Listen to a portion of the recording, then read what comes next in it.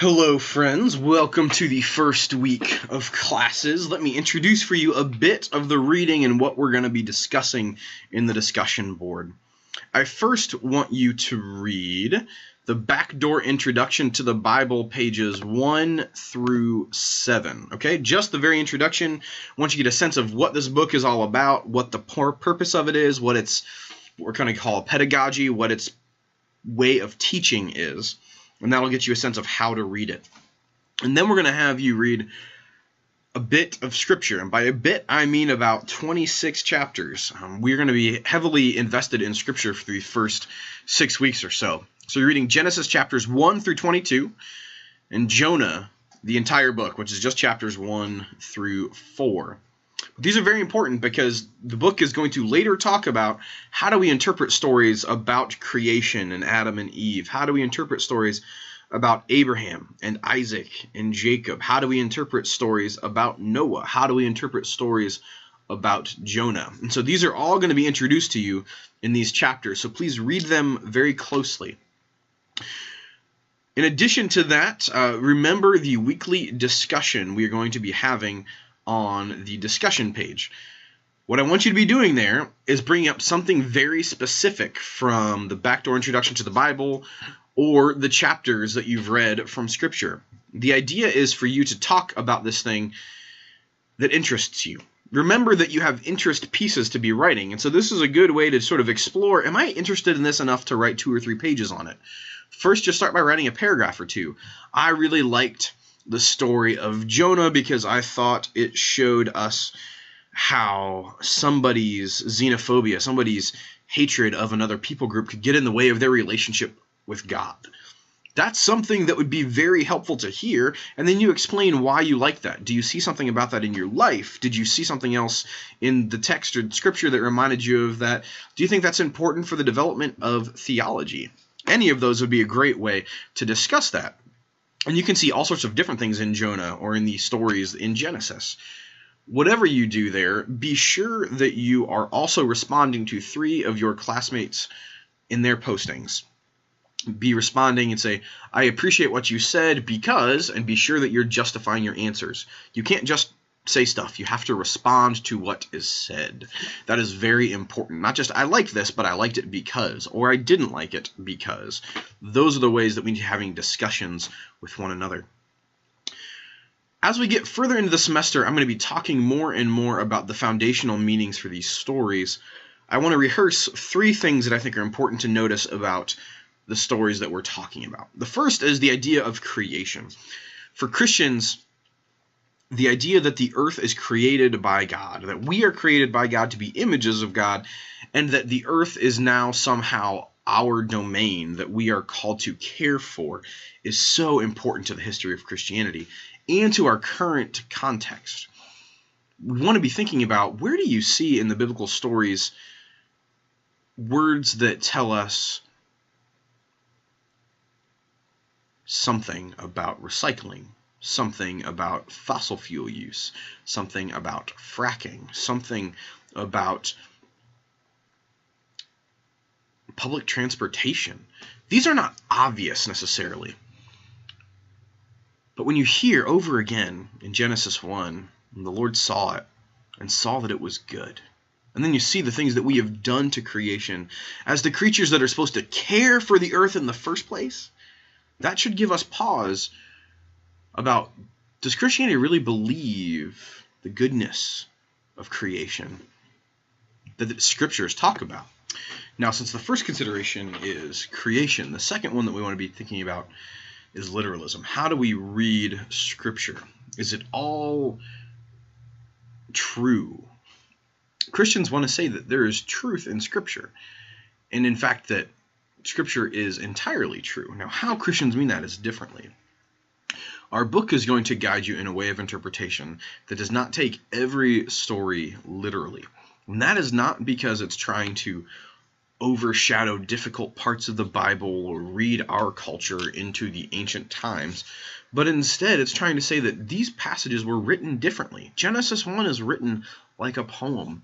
Genesis 2 is written like a fiction story that's trying to tell us the truth. Noah is written as a story that's trying to make sense of the world that has been created in a certain kind of way. Even the story of Jonah is written about a particular time and place. And it's true, but the question is, how is it true? Can it be true if that story didn't happen? Part of it would be to think about it like Aesop's fables. There are stories that we tell, like Aesop's fables, that are about teaching someone how to think, how to believe, that teach a deeper truth about our world or our reality, but that aren't historically accurate. So one of Aesop's fables is about a dog who's got a steak. He's stolen it from a butcher shop. He's running along a bridge. He looks over the side of the bridge and sees a steak bigger than his steak reflected in the water. So he unlatches his jaw and dives for the steak that was reflected in the river, except lo and behold, that was the reflection of his steak. And so the idea is, of course, that don't just always try to go after what looks bigger or better, because it might, in fact, be a reflection of what you have. Other stories that might be a bit closer to home are about, did George Washington cut down the apple tree and then not lie to it about it to his father? At the end of the day, the odds are that probably didn't happen, but it was important to the American development of our sort of historical lore to get a sense of the integrity of this person that is our first president. And so that story comes about and tells us that the integrity of George Washington is so strong that even though he was going to be deeply punished, he did not lie about this thing. So in other words, scriptural stories are true. Christians claim that. But many Christians, like myself, are going to read scripture and say, some of this historically did happen. There was a King David. The King David did do certain things in certain ways that scripture tells us about. There were prophets named Isaiah and Jeremiah. There was a man named Jesus. There were other people in the Bible that even Abraham and Isaac and Jacob are probably real people. But the reflections of them in their stories may be embellished the way that George Washington's story was embellished. That doesn't make them less true. It makes them true not in a historically accurate kind of way, but in the integrity, in the vision, in the identity kind of way. The last thing to be attending to in these scriptures is we're already going to get into the doctrine of salvation. We're going to get glimpses of what salvation looks like in the story of Noah, in the story of the covenant with Abram, and in the story of Jonah. In each of these depictions of the covenant, God's offer for salvation is beyond what many people would have expected. In Jonah, God offers salvation to the Babylonians, which are the most hated of enemies. Jonah hated the Babylonians like many people today would hate ISIS. They were seen as just this awful, inhuman enemy, and so how could God love them? In Genesis, when Abram makes a covenant with God, God allows Abram to benefit from the covenant, even though Abram doesn't have to take responsibility for it. What I mean by that is you're going to see this image of splitting carcasses, split animals. It's very bloody, messy, gory, bleh. But in the ancient world, kings would make contracts by splitting carcasses. Here's what we're promising to do, and we walk through them. And as we walk through them, what we're saying is, if I ever lie to you, may I also be split in two. If I don't keep my covenant, if I don't keep my contract, rip me to shreds.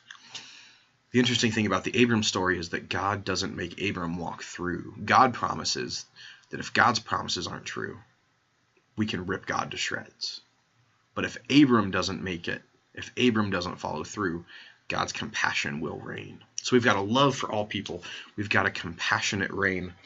And yet in Noah, we also see this sense of God's not going to leave things as they are. God will change things. God will radically reshape reality in order to make salvation possible, even to the extent of restarting, of actually creating anew. Think about Noah not just as a story of a flood, but as a story of recreation.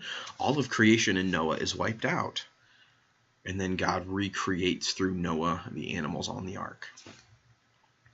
I hope this is helpful for your reading. Attend to these stories as you are reading. Be prepared for them on your quiz next week. And also just be aware that in the midst of all of this, you are reading for your own academic pursuit. If you have questions about that, please contact me. I don't want you to feel like you're going through this alone. If you're confused about the readings, if you have questions about anything that I've said, for instance, about the difference between being true and being historically accurate, let's talk about them. Email me, call me, text me, and we'll get through it together. All right? Good luck, and I will talk to you soon.